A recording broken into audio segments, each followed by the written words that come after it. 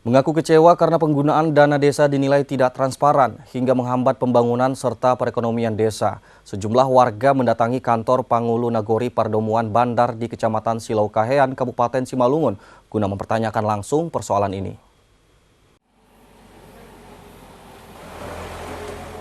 Sejumlah warga mendatangi kantor Pangulu Nagori Pardomuan Bandar di Kecamatan Silau Kahean, Kabupaten Simalungun, guna mempertanyakan pertanggungjawaban penggunaan dana desa yang selama ini menurut warga tidak transparan.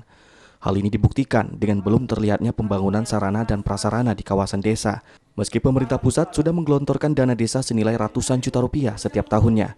Bahkan di kantor desa pun tidak terdapat papan pengumuman penggunaan dana desa.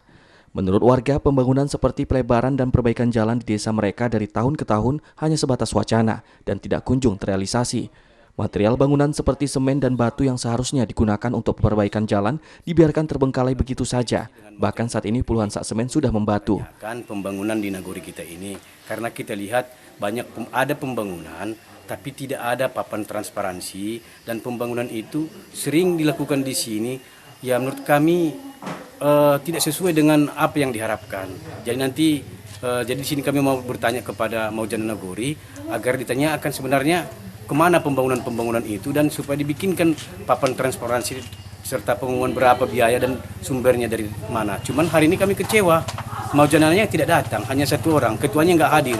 Jadi mereka nggak berani mengambil tindakan. Jadi mereka berjanji akan melakukan pertemuan berikutnya. Nah sekarang kita tanya ke PJ pun nggak banyak yang bisa dibicarakan. Dia hanya bisa bicarakan apa yang dia akan dikerjakan, yang sebelumnya dia nggak berani terangkan. Nah, jadi kami sebenarnya memohon kepada Maujana Nagori supaya jangan kembali terulang hal-hal yang tidak diinginkan lagi di Nagori ini tentang pembangunan. Kenapa? Sebelumnya ini kan pembangunan di tempat ini kan udah pernah kita adukan ke aparat penegak hukum, kejaksaan.